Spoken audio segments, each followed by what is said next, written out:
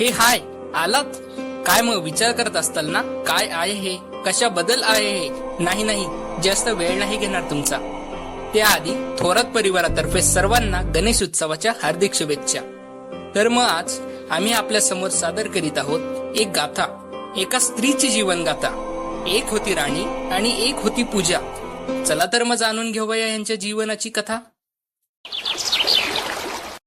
काय नाव सांगायचं आता? लक्ष्मी आली आहे घरात, मुलगी झाली आहे. खरंच मुलगी झाली मला? ही माझी छोटी परी आहे. ही तर माझ्या आयुष्याची खरी सुरुवात आहे.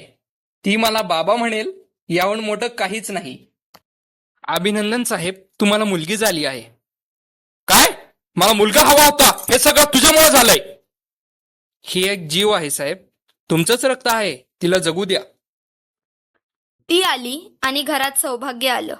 ती रडली आणि देवाच्या घंटा वाजल्या. ती एक जीव नाही, ती एक जग आहे.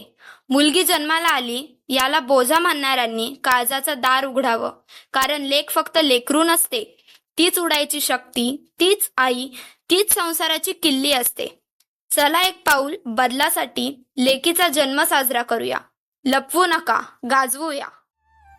लेक माहेराचं सोनं, लेक सौख्याचं औक्षण, लेक बासरीची धून, लेक अंगणी पैंजण. आई, माझ्या वह्या पुस्तकं रेडी आहेत का ग? आज मला शाळेत कविता म्हणायची आहे. हो ग बाळा, तू खूप शिक, आम्हाला तुझा अभिमान आहे.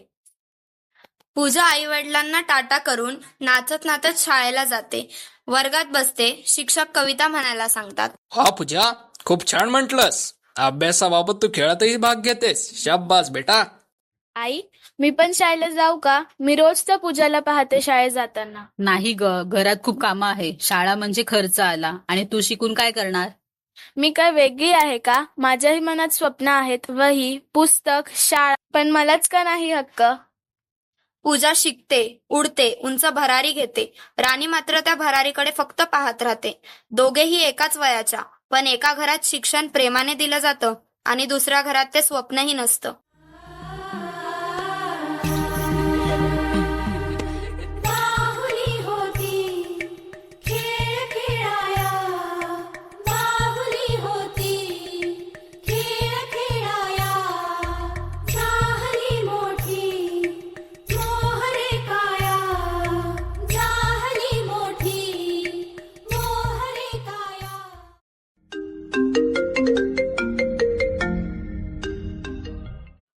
काय ग मम्मी, काय झालं?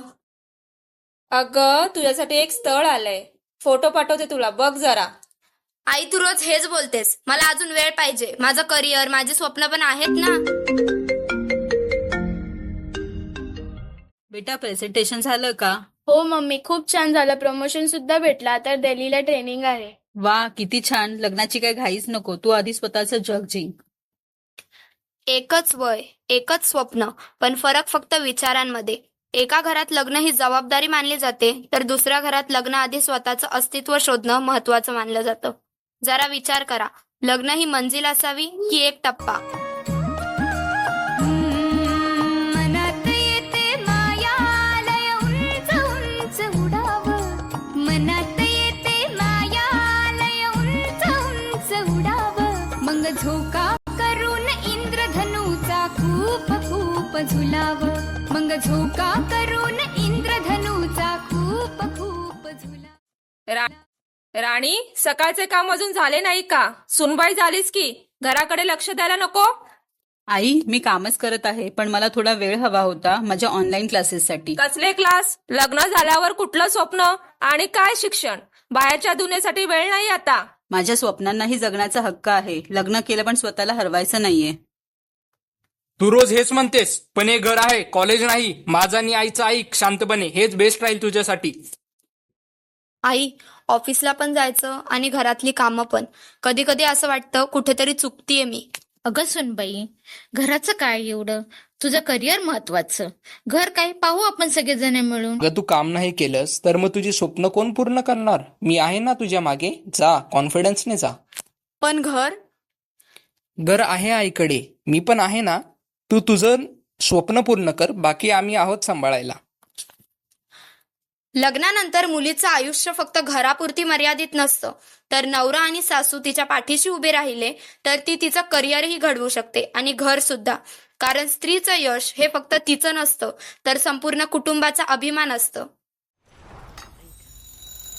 घड्याळाच्या काठावर कसरत तारेवर नवऱ्याची मर्जी राख मुलं बाळ सासू भार जीव खेळण्यावरती लाया भिडताना आर पार जीव तुझा भात्या परी रोज होई खाली वर भिड गेला भिडणारी. बाळा, नाश्ता करून जाग. उपाशी पोटी बाहेर जाऊ नकोस. बघ, तुझी आवडती पोळी भाजी केलीये.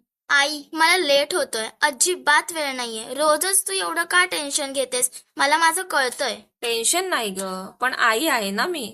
उपाशी गेलीस की मला सगळा दिवस चिंता लागून राहते. आई प्लीज सतत उपदेश नको करूस. मला उशीर होतोय म्हणते ना. बाळा, नाश्ता करून जा ग. उपाशी पोटी बाहेर जाऊ नकोस. बघ, तुझ्यासाठी आवडीचे पराठे केलेत. अरे वा आई, तुझ्यासारखं कोणी करणार आहे का? माझ्या आवडीचं सगळं लक्षात असतं तुला. ऑफिसची घाई असली तरी मी नाश्ता नक्की करून जाईन. तुझं आरोग्य हेच माझं सुख आहे. जरा जपून स्वतःला.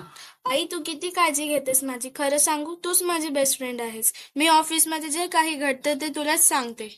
अगं वेडाबाई, माझ्यासाठी एवढंच पुरेसं आहे की तू मला सगळ्यात जवळची मानतेस. आई, मी कितीही मोठी झाली तरी तुझ्या समोर मी तुझी लहानशी मुलगीच आहे आणि नेहमी राहणार.